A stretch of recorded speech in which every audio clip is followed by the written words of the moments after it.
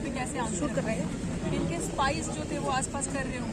इन्होंने ये देखा कि मैडम किस टाइम पे यूजली सुबह फ्रेश होने के लिए जाती है, एक सामने जो बाथरूम है मैंने जैसे पहले भी बताया था उसका पानी इन्होंने बंद कर दिया। तो आसपास की भी कुछ हमारे प्रोफेसर जब मैं वहाँ पर जाते हैं उनके यहाँ नहाने वाले फ्रेशन अप हुए, इन्होंने मौका देखा कि अभी यहाँ पे नहीं है।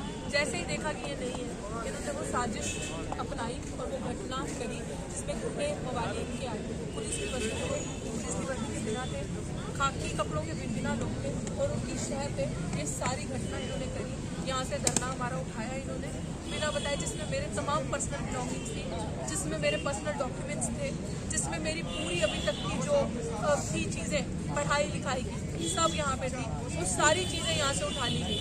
मेरे पास कुछ भी नहीं बचा है, मेरा पूरा करियर खत्म किया, पूरी डकैती करी गई पुलिस प्रशासन द्वारा, एसएचओ द्वारा, और एसएचओ के पास इस चीज़ का कोई जवाब नहीं है। ये मुझे बताकर भी हो सकता था, मेरे हाथ में नोटिस देकर भी हो सकता था, मुझे बताया जा सकता था कि ऐसे कर रहे हैं, कोई चीज़ तो बताई। 4.5 महीने से हम पीसफुल यहाँ पे बैठे हैं, 136 दिन हो गए आज। एक चीज़ भी हमें बता दो कि कहीं पे रूल को हमने आगे पीछे किया हो, संविधान की नहीं मानी हो, किसी के साथ में बदतमीजी हुई हो, पुलिस प्रशासन को कुछ कहा हो, कोई भी ऐसी चीज नहीं। ये डकैती नहीं है तो और क्या है, ये डकैती की गई, मौका देखा गया जब डॉक्टर यहाँ पे। अब पुलिस प्रशासन सुबह से मुझे धमकियां आ रही, मेरे को रेप की धमकियां आ रही, मैसेजेस आ रहे हैं। क्या ये जवाब देंगे? ये जवाब देंगे उस चीज का? बताएंगे कि किसके शाह पे वो है? मुझे मारने की धमकियां आ रही। तमाम बार मैं पुलिस को बोल चुकी हूँ कि सर मुझे सिक्योरिटी दो, मेरी जान को खतरा है।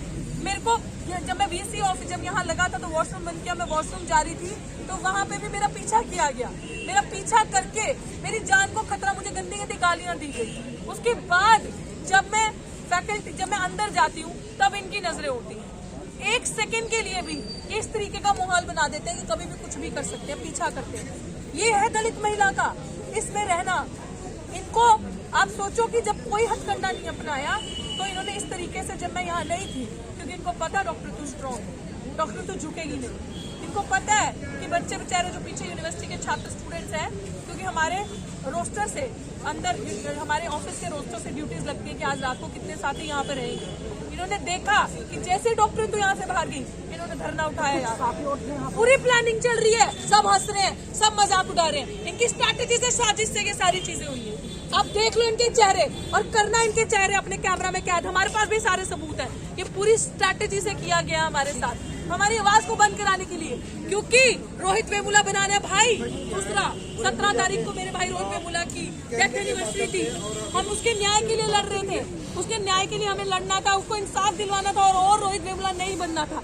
लेकिन इनको ये है कि रोहित वेमुला कैसे नहीं बनेगा, डॉक्टर ऋतु को भी बनाना है, इसलिए ये काम हुआ है। लेकिन पुलिस कह रही है यहाँ पर 144 लगा दिया गया है। कहाँ लगाया 144? हमें नोटिस दिया, लगाया अभी ये रात ये साजिश हुई है, ये साजिश हुई है, ये जो भी किया साजिश से किया। हमें क्यों नहीं नोटिस दिया?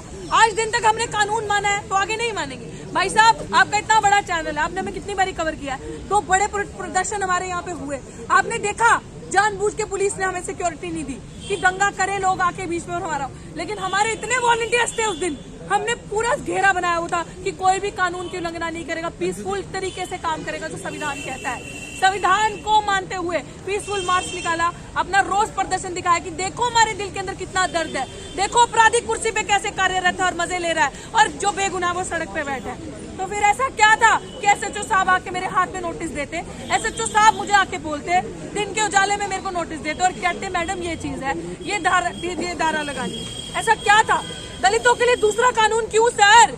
मुझे ये बताएं कि डॉक्टर सविता राय विदेश कैसे गई, प्रोफेसर रतनलाल विदेश कैसे नहीं गए? उनका वीजा क्लियर नहीं किया इसी दिल्ली पुलिस ने, रिपोर्ट नहीं बना के दी, इसी दिल्ली पुलिस ने उनको रिपोर्ट नहीं बनाकर दी वीजा क्लियर की, और यही दिल्ली पुलिस रिपोर्ट बना के देता डॉक्टर सविता रॉय की वीजा क्लियर करने की कि उस पर चार्जशीट तक जमा है SC/ST एक्ट के अंदर।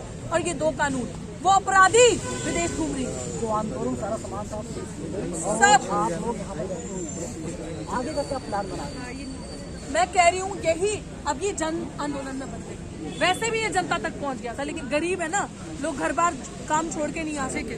लेकिन अब आप देखो 1 इंच भी हिलेंगे। बाबा साहब ने तस्वीर आप देखना, पैर मार के फोड़ी गई है, वो तस्वीर को फोड़ा गया है। पर्चे, जब बच्चों का मुझे फोन आया, जो हमारे यहाँ पे बैठी थी टीम, उन्होंने बताया कि बाबा साहब की फोटो फाड़ के फेंकी गई। और उनको गंदी गंदी गालियां दी गई और ये तक कहा गया कि इसके दम पे आंदोलन करोगे, दिखाते हैं आप।